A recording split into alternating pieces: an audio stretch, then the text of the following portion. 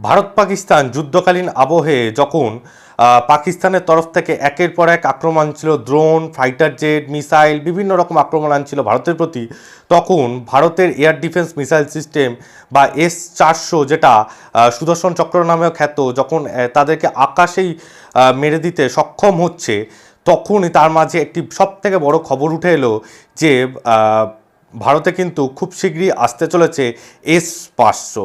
S-400 response timing হচ্ছে 8 থেকে 9 second বা 10 সেকেন্ড, কিন্তু S-500 রেসপন্স টাইমিং কিন্তু 3 থেকে 4 সেকেন্ড।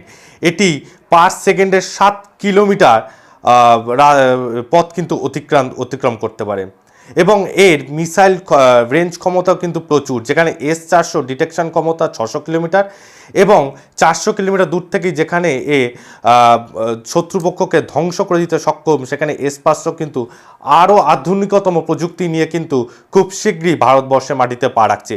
এটা কিন্তু জুলাই মাসের 2021 সালে টেস্টেড হয়ে গেছে রাশিয়ার মাটিতে। এবার এখন সময়ের অপেক্ষা যে কতক্ষণে এটি ভারতের মাটিতে পা রাখে।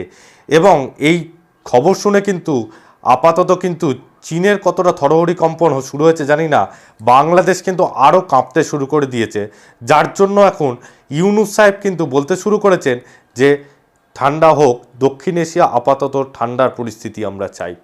যাই হোক, S-500 যখন ইনস্টলেশন হবে ভারতের মাটিতে, আমরা আপনাদের জানাবো ভারত বার্তায়।